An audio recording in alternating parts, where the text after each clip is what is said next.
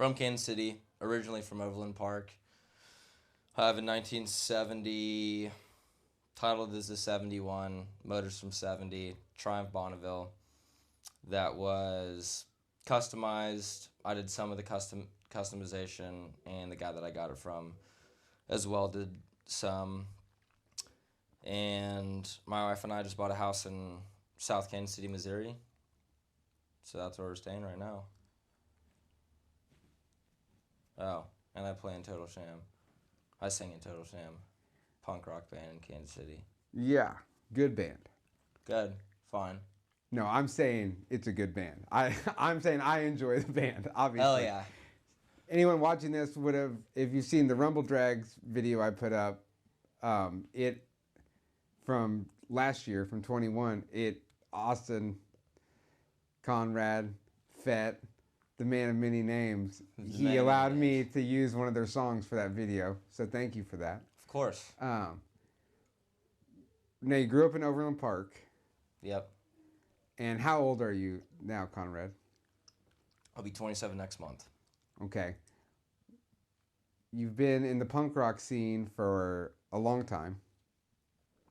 Kind of a long time. I got into the scene. So when I first got into the scene here I was hanging out with a dude named Ethan Wheeler, and we had traveled previously together, and after we traveled, we hung out more when we got back to Kansas City together. So he would bring me around to shows in like 2014. So I got into the DIY punk scene here in 2014. And then before that, my experiences were just pretty minimal as far as punk rock. I was pretty sheltered. I was homeschooled half my life and didn't really get exposed to a lot of these like different subcultures growing up in my teenage years. So after I dropped out of high school and kind of experienced my own scenes, that's pretty much when I started picking up like these little different scenes in the area of Kansas City. Yeah, and you and I met about a little over, almost about a year and a half ago, I think. It's almost right two. After, right. And because I met you at that Greaserama. Right, that's right. 2 years ago. And I kind of took a liking to you, really because where most of your peers have become super PC. Oh, ex peers. Yeah, you're just sort of, it's very similar to me in that you just treat people good, and I don't need to do all this extra treat people stuff. Good now. Right. You're learning. Yeah, learning how to do it, yeah. What was it that you saw in the DIY scene, in the punk scene, that attracted you to it when you were exposed in 2014? Yeah, so initially when I went to shows with Ethan, and these were bands like Sucked Dry, Dark Ages, No Class, and going to those shows, it really didn't even hit me necessarily at those shows. It was more of just like an onslaught of chaos, really. Like I couldn't even process it when I like first went. Like it was cool as hell, like I loved it, but it was just so much to take in, and I didn't know any other people other than Ethan. So I kind of felt like an outsider, didn't really talk to anybody at all for a couple of years. No, probably like a year. I didn't talk to anybody, and would just kind of slowly come around the scene. But I really like I guess the reason, like what you were asking of why I was attracted by it, eventually when I started meeting people, is I felt like, I don't know, it's like that teenage anger. Like I had so much like anger against my parents for the way that I was raised, and like, you know, the certain ways that I was raised.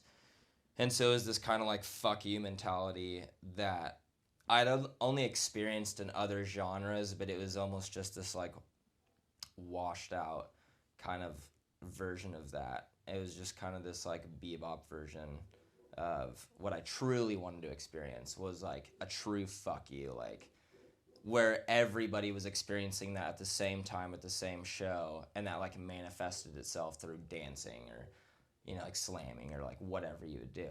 So like that's what initially attracted me, to the scene. And then, how quickly did you go from just finding the scene to wanting to play? Oh, like it was initially. It was like right off the right off the bat. It was like right when I met anybody other than Ethan, I was like, all right, dude, like I need to be in a band. Because I'd played music. Well, I've played guitar since I was 14. And it was just on some like bullshit in my room, learning fucking... Just self-taught. Just learning just whatever. Self-taught bullshit. Yeah, whatever. Just like classic rock bullshit riffs. But I liked playing guitar, and I kept up with it, and I really liked the like energy that I felt with it, and like I've always liked music. I've always been super drawn to music. So learning how to play guitar, getting interested in it when I was 14 really helped. And then whenever I met those, and the whole time I was like trying I was also singing or just trying to sing, but that was weird because it was by myself too. Right. You know, I didn't know anybody. So it was like this like weird fucking like I'm singing to myself, no one's around, but I want to be a good singer, but I don't know fucking anybody. It was just weird. And so like I'm trying to get interested in all these things, and I want to be, you know, want to have friends in all these different avenues. And so yeah, when I got into the DIY scene, it was immediate. Like whenever I got drawn to it, I was like, all right, I'm starting a band. This is what we're gonna do. Let's play some fucking rock and roll, you know. And then I just somehow convinced the people that I met to do that. Now, is Total Shame the band that grew out of all of that? No, or is there another band That first? was Total Shame is like the only like truly organic band that's formed for me. Everything else was sort of forced. Oh yeah, I forced everything else for sure. Yeah. So initially it was I started this. So I met some of the guys that were newer to the scene in Kansas City. So I got introduced to, I don't even know what show I was at, but I got introduced to some guys a little bit younger than me that were hanging out with a lot of the like Beta Boys crew or the Dirty Work crew. It's like there's this house called the Gacy's Place that a lot of people hung out at in 2014, 2015, 2016. I don't even know when they started renting the house out, but it was like that was the house that a lot of shows were happening at. So I ended up meeting a lot of these younger guys through that who are in bands playing at shows with them. So I think they just started or just started this band called the Drippies when I first got around and started hanging out with them. And then Bennett Weaver, this guy that I eventually ended up living with and played in a couple projects with, he had done Kill a Key Cat for a minute, but they were like just out of high school. I mean, they were like fresh out of high school. And so it was like, okay, fuck college, I'm going to play music. And that's when I met them after I got done traveling. So it was like, it was forced because I was just so hyped on it that I was like, let's fucking do this, you know? But you also found people your own age. But yeah, that were because like, I guess before it was probably kind of odd, and that's a new thing for you because before when you're homeschooled. Mm-hmm. Now, you don't know if anybody... was the homeschooling the second half of schooling? Which is the formative years, like when you're learning, supposed to be when you're socializing with your peers, right? You were being homeschooled. Yeah, I was doing math with my mom, which it would make sense why you and Coop have become such good friends. Oh, for sure. Because he has. Yeah, Josh Cooper has the same exact upbringing, you know? Same exact story as far as upbringing. And it's funny because I met Coop way later than I even met those other punk than kids. Anyone else, right. Yeah, which is so weird. And like, I feel like I met Coop, I don't know, man, probably almost 8 years ago now. My wife knew Coop before I knew Coop. Right. But she'd also been around for forever. For sure. I was just so... Sheltered, like you said. Sheltered, man. Right. It was just me. Yeah. And so, anyways, I ended up meeting Bennett. and a few other guys that went to the same school. They're actually in the same school district I was supposed to be in. So these would have been your peers had you no shit gone to school. Yeah, exactly. Right. So they would have been a year younger than me in the same high school I was supposed to go to, but I was homeschooled. So we ended up meeting each other down the road, and I start this band called the Columbine Kids with Bennett and Joe and solid name. Yeah, and this one of Bennett's friends that came back and visited Kansas City for a year or two, but it was one of his boarding school friends. And so we started this band called Columbine Kids, and it was cool. It was like a punk rock version of like garage surf rock. Didn't want to do the full surf rock thing and just like fully imitate the California garage rock shit. You know, so I had to do the like little punk rock Kansas City spin off of it. And it was cool, and that lasted, I don't know, for about a year. I drummed in a band called Narc Parade. Bennett was in that band as well. There's a couple other little projects that we had as well, but we'd never played any shows with those other bands. But yeah, those eventually just ended out of aggravation. Yeah, and I mean that's basically the story for. I mean, I was. That's the whole story. Yeah. Yeah, it's everybody. Like my first band was called the Aristocrats. Oh, that's great. And then I was in this band in St. Joe called the American Youth Report. And we actually went and recorded a record. But then I had this band called Chavez. Then, I mean, Final Form was the Savage Seven, that was the best version. The best version right. of it. That was the one where you're trying to pursue. I finally figured out the things in my head and was able to like correspond those to other like-minded individuals and create something. Right, of course. And even like Rory that we were talking about earlier, on the record that we made, like Rory's came, it was just like the record wasn't just a band, it was just like all of our homies came to this barn that our buddy had. Right. And it was just like, hey, what do you think about this? You try it. And then it was like, even me, they'd be like, you try it. Just stay on this string and try to play a lead. So there's like this record is just a bunch of dudes at that time that we were talking about earlier. Like all these people that were around. Just all of us just making this music that I wrote. I mean, my band, dude, I wrote the music so simple that like, anybody who was a decent player that we knew, I could call them on Tuesday, be like, hey, meet us Thursday night because we're short a guitar player. They could show to band practice one time and then play a show with us. I mean, that's my current band, dude. Straight up. It's like 3 chords, man. Yeah. Yeah, I mean, and fast forwards through that. I mean, there's a bunch of bullshit with that. Right. You know, full excommunication, wasn't around the scene for years. Honestly, didn't even think I was going to get back in the scene. I was still doing the same shit.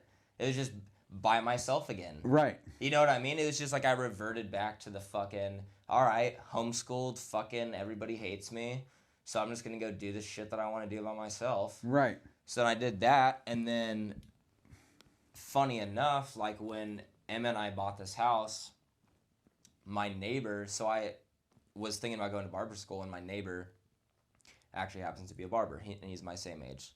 Whole nother story. But he was like, hey man, like if you want to come over, I have a couple buddies who are also barbers, and we're all going to be hanging out if you want to like talk shop and fucking meet some dudes in your community. And I was like, all right, dude, yeah, I'll come over.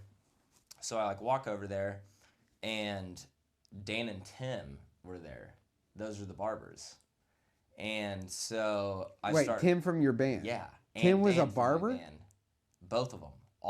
Dan still is, and Tim isn't anymore, but he was. Yeah.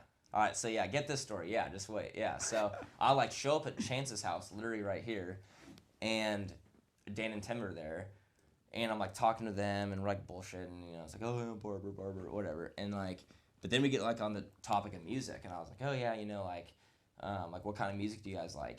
And so they start talking and shit. I'm like, oh no way, like you listen to Hoax or whatever. I'm like, oh shit, well have you heard of this band? And so then me and Dan start going back and forth like, oh, cool, dude. Like, we like the same, like, niche-y, you know, kind of shit. We like the same weird obscure fucking, punk rock music. Yeah, and so we were, like, kind of getting, like, geeked on that. And then, like, you know, Tim's kind of quiet. And I was like, well, dude, do you, like, play anything? Like, do you, like, play guitar or, like, anything? And he's like, yeah, like, I have a guitar, but I don't really play. And then points at Tim and is like, but Tim's, like, a fucking crazy drummer.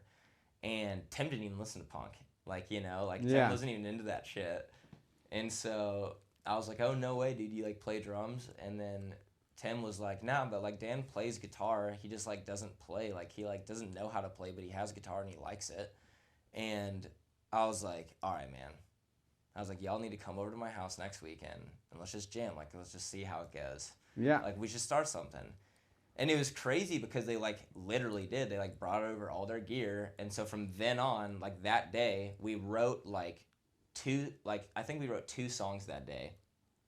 To which one of those songs we still play to this day at every single show. It's just a ripper.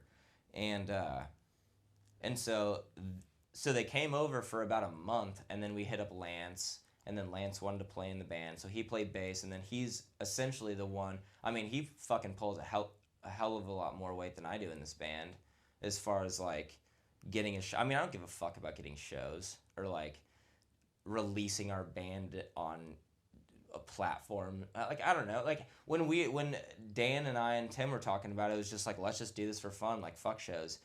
And, like, I like that, but I also like playing shows. It's fun. Right. But like, Lance is the dude who's, like, getting us on the tours, getting us on the shows, like, getting our albums out there, getting us on these distros. So, honestly, it's, like, all Lance that has, like, got our band out there to, like, the point that it's gotten to, you know? Yeah. Which is cool. It's fucking, I'm like, hell yeah, dude. I can't do that. Yeah, it's, I'm just trying to write down some bullshit fucking words, dude, and scream at people, you know? Yeah, because in the band, you just sing. Mm-hmm. And... drop guitar. You blew my mind by saying that Tim was a barber. I never. Yeah, Tim was a barber for. Tim has, like, lived with Dan forever, and they barbered together in Springfield, and then came up to Kansas City and barbered in Kansas City together. Like, Tim's been a barber forever. That's wild. Mm-hmm. Now he's making drums. Now he's making badass drums for famous people. I got him that job. No shit. He's loving it. I was painting there. Oh shit, no way. I got Tim the job and I pieced out on his second day. I said, fuck this place. I went back to building hot rods. No shit, dude. Yeah, Tim loves that shit, dude. Yeah, he's stoked on it. I'm just glad he found something that he did, you know? Let's switch gears a little, because that's all DIY culture, right? Course, and, like, that's a big thing with me is, like, people that just do things themselves. Of course. Which that kind of takes us to, you and I met through Coop, really. Yeah. And it started off with, oh, this is Austin. He's got this shitty truck that he wrecked, and then we kind of halfway fixed. It's like, oh, and then you were like, but I had this Galaxy at home. True. So you and I kind of bonded over your Galaxy. Yep. And then you sold the Galaxy one day, and you're like, yo, you must have sent me 100 motorcycles in 2 weeks. And every time I'd be like, nah, not buy that one. Yeah, and then the one specific one I told you, do not ever buy one of these, is the absolute one that you bought. Which, I mean, dude, look at my life. Look at my life, dude. I mean, somebody tells me no, I'm like, yeah, I'm gonna do that. Yeah. I'm like, oh yeah, Tyler's fucking talking shit on this bike, dude. I'm gonna go buy it. Yeah. What is it? Is there something that draws you to, like, older cars, older bikes?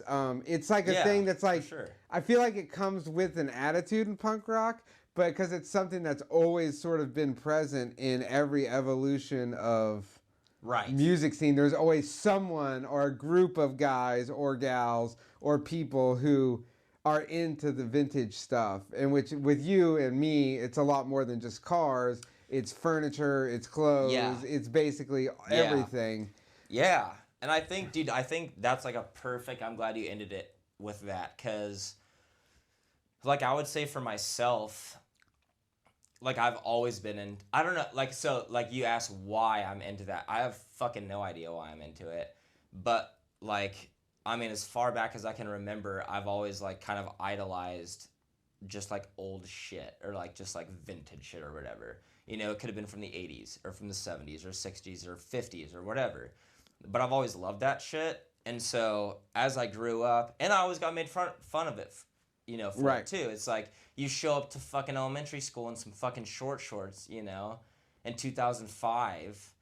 You know, people are going to think you're fucking Oh, I mean, I went to high school. Yeah, My senior year of high school, I had a pompadour and cuffed my jeans and wore Right. creepers, and people were like, "What the Yeah. fuck are you, dude?" Yeah, You know what I dude. mean? Yeah. But flash forward like 3 years, Right. and like Yeah, no, literally fast forward, everybody was yeah. doing that same shit. No, 100%. And so I feel like that's kind of what fueled like my obsession with it was Right. like getting made fun of and then kind of overcoming that. And throughout high school, even being sheltered, I feel like even helped me with that. I was just like weird as fuck. So I'll just like, you know, get into all these weird things or weird clothes. And then when I like started learning how to like piece things together and like get this whole like aesthetic together that I really liked.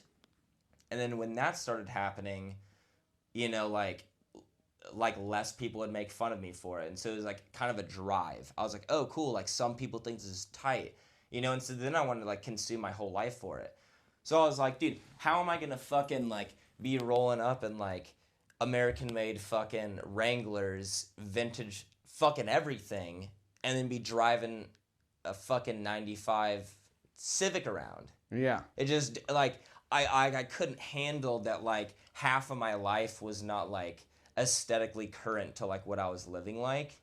And so I like kind of just made this like big step in my own personal life because I have no idea. Like I had no idea how to work on cars at all. Like I had no fucking clue. Right. And so I just made this big step and found this 83 Toyota Hilux on Facebook Marketplace. And he listed it for like $3,000, and I ended up getting it for like $2,500. And it was crazy because the second I got it is when I met Coop. Right. And Coop had the 79 fucking Toyota pickup.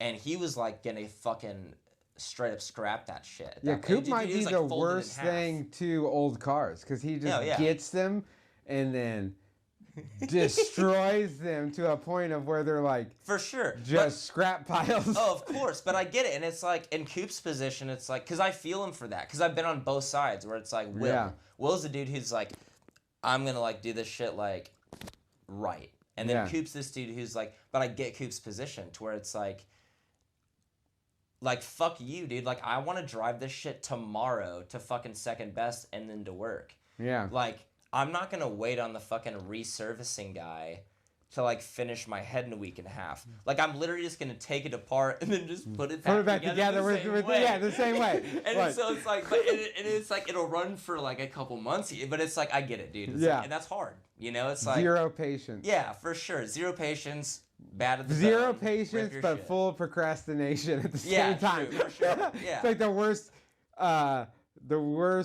Yeah, but you'll fucking see him. concoction. But you'll see him at every block. But he'll be at every bar on his bike, and Yeah. his bike every time it's like, well, the kickstand fell off. I'll just lean Yeah. it against the wall till Yeah, I can exactly. figure Which is that the best out. part, you know? Yeah, definitely. But so yeah, I was and so with that I was trying to balance that shit. Okay, anyway, so yeah, I met Coop.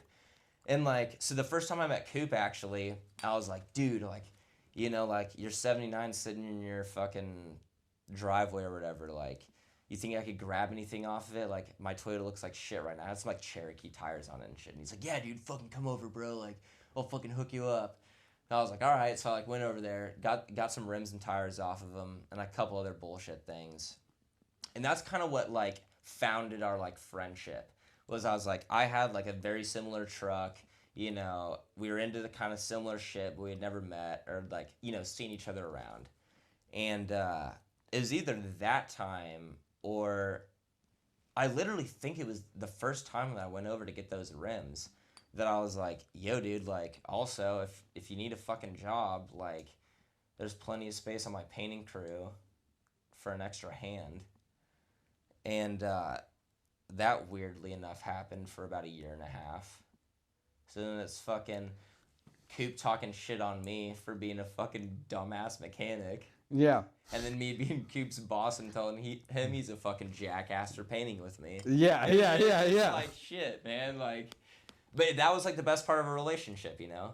Same with Will. Like, I was just a shitty mechanic that I was around him off fet, you know? That was my fucking nickname to those guys. Right. But you know what's funny about that is, like,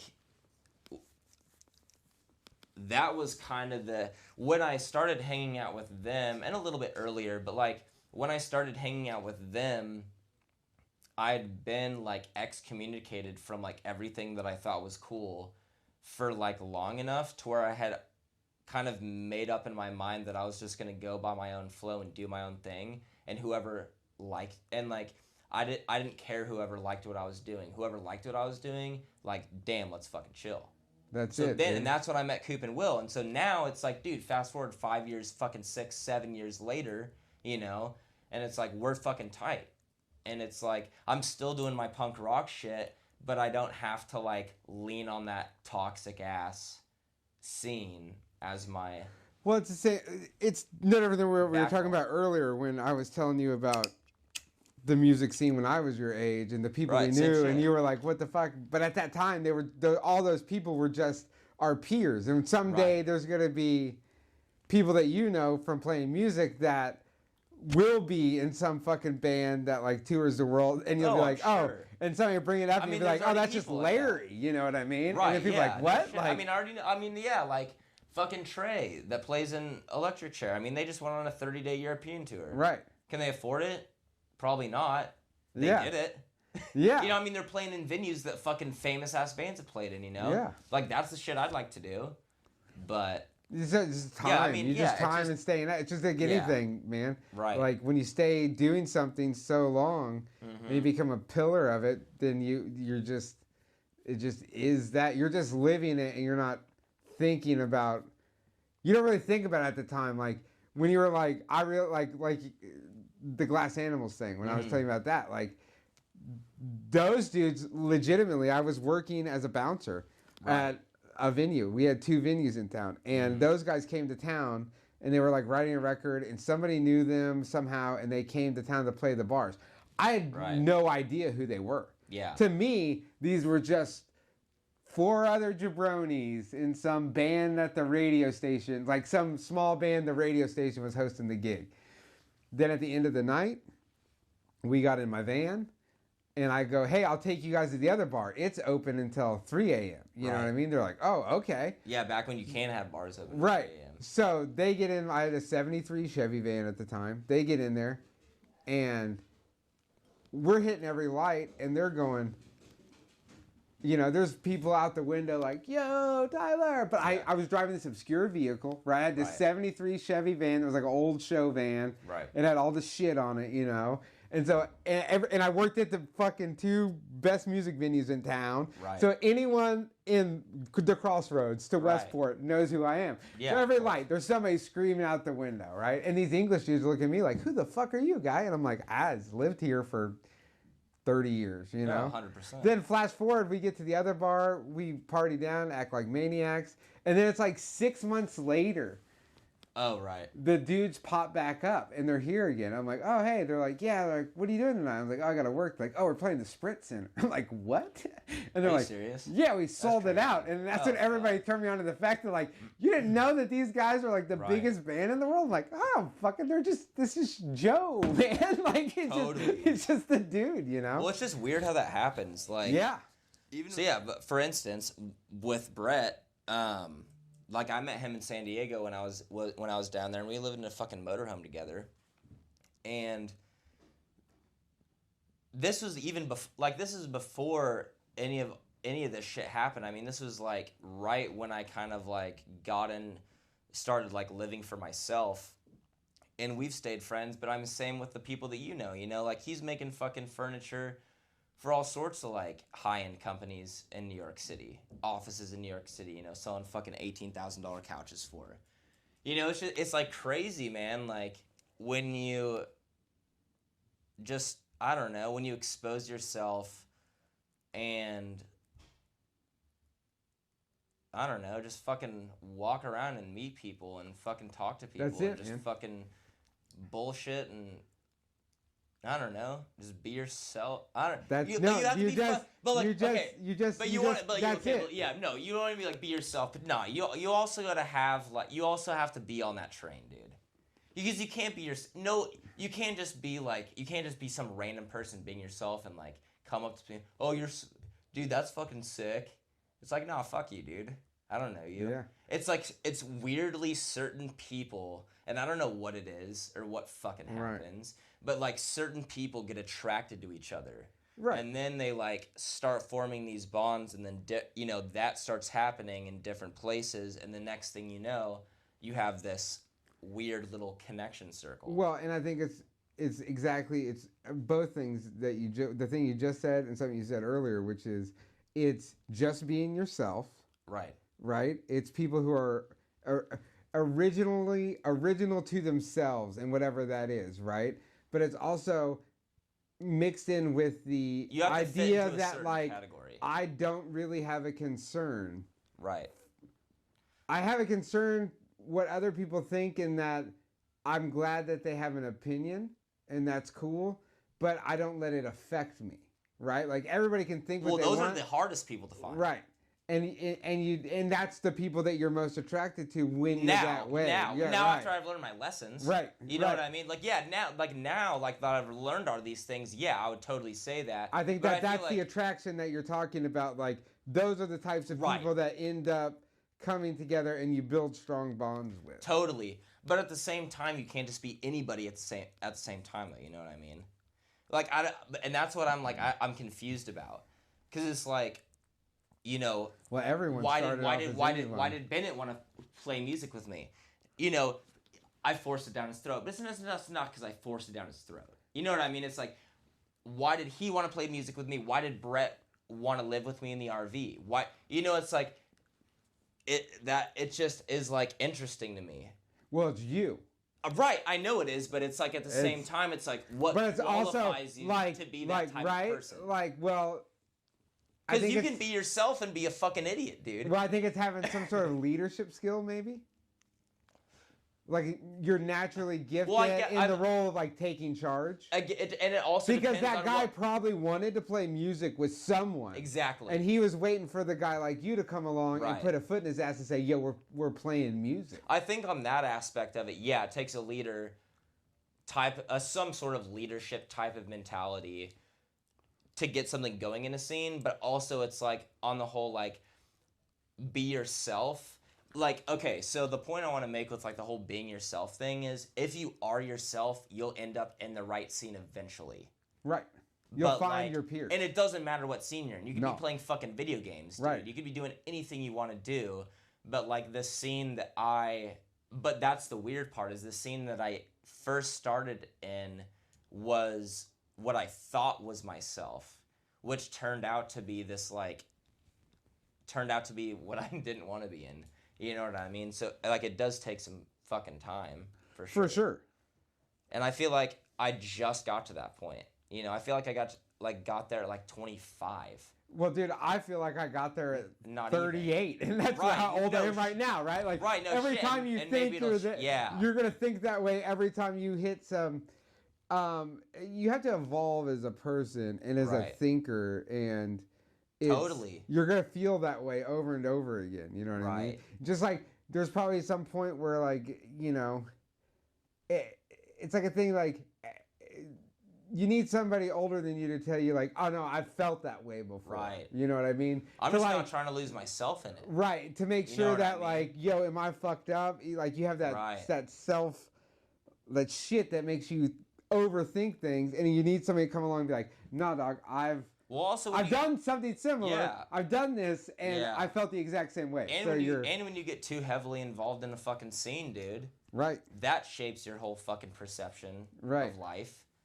So, you gotta have a balance with the whole scene shit. And as you get older, then it's not even a fucking less thing. About the scene and more about the people. You know what I mean? Right. It's more about the people. Stuck around. And then the scene is like a thing that happens at certain events, but it's you'll know everyone. Right. Like when I go to a car show in town, I know everyone, but there's like the tight-knit homies that have been there forever. You know what I mean? And then that's what you're seeking, and that's what you're finding right now. You're in this exploration stage of like, who are the people? Picking out those people. Who are the people that I can call brothers? Right. That will always have my back, that I can call on. I mean, dude, I was a tweaker, basically. You know what I mean? And like, there's still cats that no matter how bad it got, they still had my back, and they still do to this day. You know what I'm saying? Right, dude. And those are the people you find that stick straight around. up, dude in my fucking bedroom right now. Same Right. story. Like, known that dude since the 3rd grade. Right. He was tweaking out for fucking 2 years, dude. Right. But you gotta, yeah. It happens. But, and it's those people that you're like, dude, you could be tweaking out for the rest of your life, but you're still gonna go up to the homie and be like, hey, man. Yeah. Hey, how's it going, dude? Yeah, right. I'm not gonna buy you lunch or anything. For sure. Like, no, dude. you can't borrow any money. You can't come over anymore. You can't stay on my couch tonight. Right, but right. I am genuinely concerned on how you're doing. For sure, 100%. But that's it, man. And sadly, some people get lost forever. Like, that's just how Right. it goes. I had a buddy who was lost for a long time and just recently found his way back. You know what I mean? To like Right. reality. I'll call it. Like, Yeah. found his way back to reality. You know Yeah. what I mean? Like, he was living in just a different universe for a long. I was too. There was a lot of years I was in a different. For sure. I was in this weird amalgamation of like weird, just a weird. I had a different life, dude. Where For I would like sure. hang out in the hood, but then I could go to Westport, but then I would be like hanging around all these old hot rod dudes. So I had this really weird. I feel you, dude. I feel life, like I feel like I'm fucking on the crossroads of that, dude. Yeah. That's the mid-20s, apparently. Yeah, that's the mid-20s, dude. For real, for people like us. Yeah, dead ass. Now let's talk about motorcycles. All right. Because we had the car. Of course. We Had got rid of the 63. car What was funny about the car is it was Pat's brother-in-law's. from Casey Auto Works, Pat. Yeah. The car was rad, but also The car was rad, but it was at a point where like But no, but the funny part about it was it when I got it, it like wasn't running. right. It did like it was just junk essentially, but for being a part of Pat's family, Yeah. you know, I don't know how much Pat touched this car, Right. but like being a part of Pat's family, I'm like, oh, dude, they went over all the fucking In your head, you're thinking they went over the whole they checked thing. all they crossed their T's and dotted their I's, dude. I tightened down a couple bolts and this shit ripped, dude. Yeah, You yeah, know what yeah, I'm yeah. like, it didn't even have to do that much. I mean, you helped me with a couple things, Yeah. but no, and I did the like.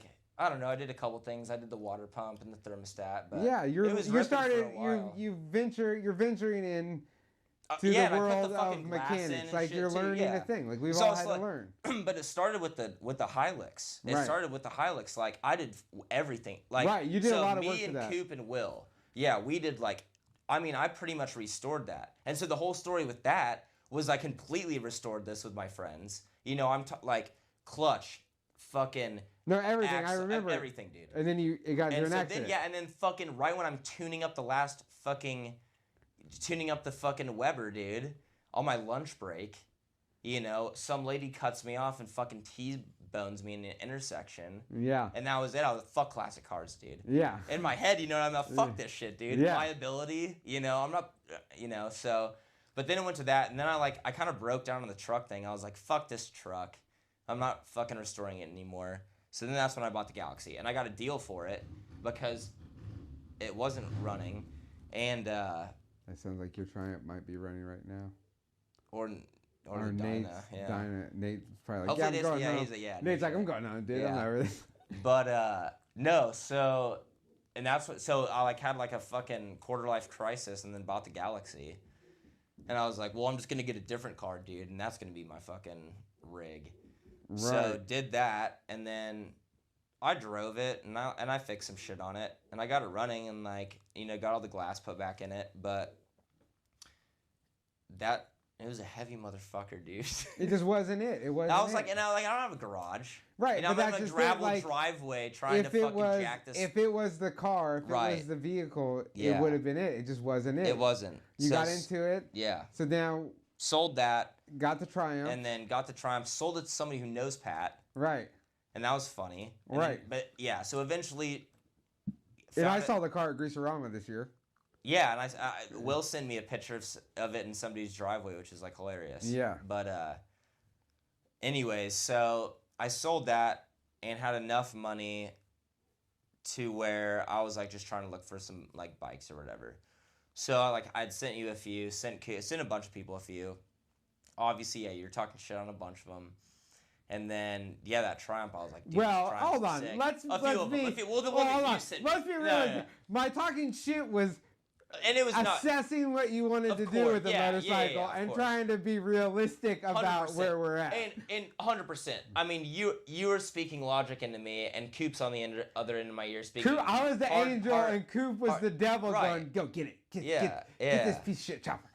For sure, dude. I mean, he doesn't love it. Luckily, you didn't buy that first one.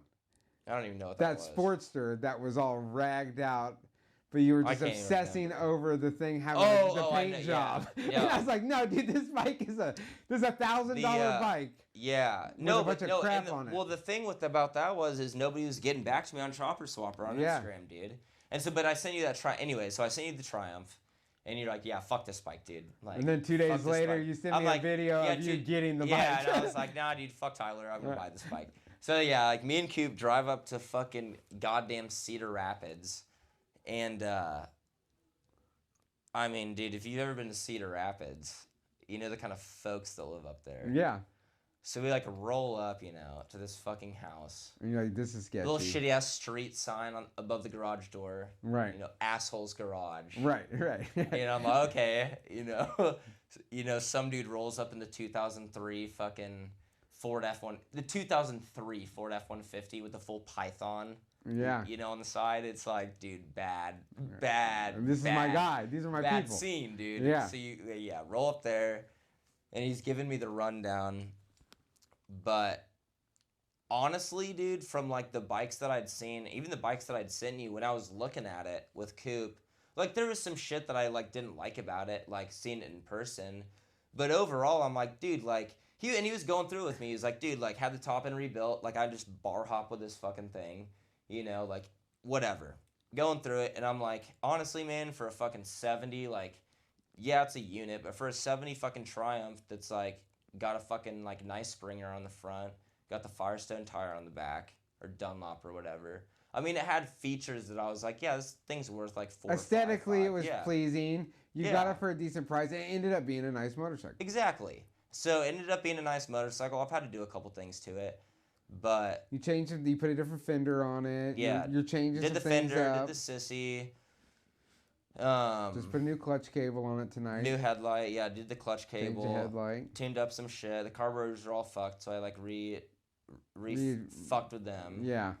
And I don't know I had to get a new. I don't know. There's just bullshit. Yeah, just normal stuff. Yeah, but it's cool. I like it, and it's like, well, the interesting thing is that, so this is my first like chopper or like motorcycle that I've had. So I have like the TS 185 Suzuki that I actually got as a gift for when I got married. So that was my first motorcycle. But before that, I've been into motorcycles since I was 14 years old. Like I remember going on Vimeo, sitting in the coffee shop and looking up the fucking Brixton lookbook videos. As like an early teenager and like seeing like, and that's the whole funny thing with my poetry now too. I haven't even talked to you about this, but like I would watch these like Brixton lookbook videos and see all these chopper dudes and thought it was so bad. Psycho Zombies crew, I thought all these dudes were so badass. Fast forward, fucking Dolan Stearns is like liking my poetry on Instagram, which is like so funny that I had like, borderline idolized this guy when I was so young. Right. Just what we were talking about before. Anyways, but I had never bought a bike. Like, I just never got around. I kept buying fucking old fucking vehicles. Vehicles, yeah. You know what I mean? I'm just like, I wanted a bike so bad forever, and I just, like, kept buying shitty-ass fucking vintage cars or trucks. Right. And, so, yeah, this is the first bike, man. I'm just experimenting with it. Yeah. Met some cool people in Kansas City. Like, there's a huge fucking community. I mean, you can attest to this, dude. You've been around forever. Great community for bikes in Kansas City. So I'm just dabbling, dude. Yeah. I don't call myself a mechanic at all. No, you're learning. You're dabbling. You're new on this new adventure of knowledge. I do too many things, dude, to go into anything too hard. Right. I'm consumed. What? Bullshit. But not everybody, like, you don't have to be a mechanic. You right. know what I mean? And I know you were concerned about doing this because the pride gets in the you way. You were like, oh, you're going to tell. It's like not about that. It's just about, like, Well, the pride gets in the way, though, you know. But you're also DIY in a whole other way, right? For sure, and it's like I work on shit at my house. I was a painter for 10 years. I'm a barber now. Like I have, there's a lot of different aspects of my life, but. And then you'll learn how to apply those same skill sets. It's like. For sure, but at the same time, it's like, are you gonna really call somebody to fix the plumbing at your house, or are you just gonna fucking roll up your sleeves and figure it out? Right. The pride gets in the way. You know what I mean? Yeah. I would just call somebody because I don't know shit. I'm a body man. I hear you, dude. Yeah, for sure. But there's things I feel the same way. You know what I mean? I'm no fucking mechanic, dude. Like I can unbolt and bolt some shit, but like you want me to take apart an engine? No, I have no interest. But my brain doesn't work that way. Yeah, I'm mechanically minded. But you've done it. I mean, I've done it with help, but you've done it. I'm mechanically minded, but my brain's way too artistic to like. I feel the same way. You know what I mean? Like, it's too artistic to understand how an engine even works. Like, I get the basics, but it still is just like, I don't know if I have enough room for it. That's interesting because I'm the exact same way. Yeah. I feel like that's so funny. Yeah, I feel like I'm the exact same way. I'm mechanically minded for sure, but if anybody's gonna teach me about it's like Greek, I'm like my brain is in a whole different dimension, dude. Yeah. Like just give me the simple shit and just fucking walk me through it, dude. Is there something about what do you enjoy about like actually physically riding? Like what is it about riding? True. It's a good question. I don't know. I mean, it's all gonna be cliche. I mean, everybody likes riding for the same fucking reasons. You get the rush. You're ripping down the street. You know, somebody cuts you off and you fucking fish your way out of that situation. Yeah. And it feels good. Yeah. You know, I don't know. Like, I talked to several people and it's like always like the same sensation I got when I was ripping a bike through the city, like through the heart of downtown in Kansas City, like with as sketchy as the roads are, as crazy as the driving. It's the only other time I felt that sort of a rush was when I was committing a crime, like a real I crime. Say that. You know what I mean? Like, and so I always felt that the danger of it, like. I would say that, but at the same time, half those, like, okay, so in that instance, it's like, I took a way too long to get like my plates all figured out, my license and shit.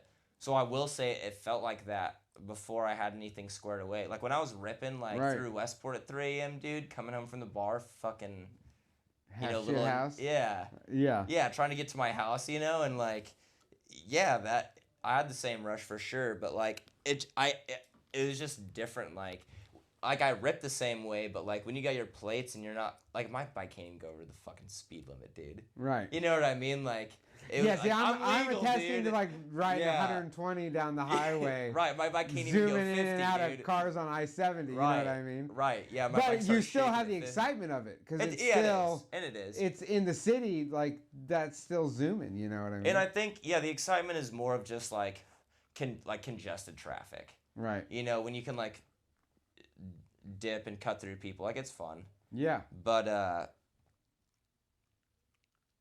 riding's fun. I think, dude, I don't know, man. Like I think that it's not even necessarily about the fucking riding though for me, man. Like it's just about the like having classic pieces in my house. Right. Like I just like value like nostalgia. Yeah, I value nostalgia, dude. And so it's like whether it be a chair, a motorcycle, a car, a fucking handle on your fucking doorknob, dude. It's like I value that, and I value that aesthetic. And it's like riding's cool, and I like riding for sure. But it's everything put together. It's not necessarily what drove me most recently into getting a bike. Right. It might have fueled me when I was 14 when I like was like gnarly skating and shit and like wanted to get hurt all the time. But I don't have a bike currently. I haven't for a few years because I messed my back up, but it's the same thing. I enjoy, and I've said this before, building stuff. Right. More than anything. I do. I mean, I love vans. Like like my new van, I love driving it. I love cruising it. It's like it's almost, that van specifically is like a little bit of my youth because it's like a 92. The newer one? Yeah. So like 100%. that was like Yeah. something that was going on when I was a kid. People were flossing those down the street. You know 100%. what I mean? But even my old van, like I love a van. And the customizations you did were like fun. Yeah. You know, it was just like. And I still have my old van. Like really? I have 3 vans right now. Oh shit! Okay. I have a 75 Chevy I'm building, but it's just they're very similar to motorcycles or hot rods, whatever it is. Right. But it's what I can do in a van. Like yeah. I have the most fun in a van, windows down, cruising down the highway, listening to some tunes, going to a show. And I think that was the exact same feeling for me in the Hilux, dude. Right. Like, there was nothing like... and, dude, that thing ran fucking good. Yeah. Like, it just sucks, even after dude. it was smashed and bashed, it ran good. Yeah, it fucking ran good. And, like, it just sucks because I feel like that was where I got, like, the feeling that you're talking about is, like, just cruising, listening to your tunes. It's late at night. You're not even going anywhere. You're just fucking driving around. And... dude, I don't know. Whenever that lady fucking hit me, man, it just fucking warped my mind.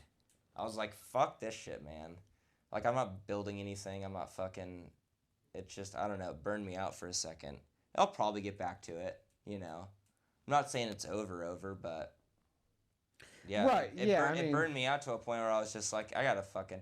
And like, that's why I'm building... And like, with the whole bike, you know? It's like I had this heavy-ass fucking Galaxy with a 390 in it. Yeah. In my driveway. Taking and I'm space. like, fuck, man, like, let me just get a bike. Like, Right. I've wanted to do this forever. Like, I have a walk-in garage. I can just... It's climate controlled. I can fucking piece it together on my own time. So... Right. I'm slowly getting back into it. It's just... You'll get there. That Hilux fucked me up, dude. Yeah. Yeah, I mean, I've seen that happen to many people where they build something and then immediately something happens and then that's just yeah, they just get burned out. They get burned out and Yeah. it takes a long time to get back into it. Well, hell yeah, dude. Tell us about, what's your Instagram? I know you got Instagram. Oh, yeah. Yeah, so on the side, so I actually started my Instagram with Coop. Right. So I wasn't really on, I'm not even on social media, technically. Technically you're not. It's, Technically what not. is it, Sham Magazine? Sham Magazine USA is my Instagram. Me and Josh Cooper run that. I post my writing, poetry, whatever the fuck you want to call it. Coop does as well. And, yeah, it's my Instagram. I post, like, show flyers for my band occasionally on it, too. So, but yeah.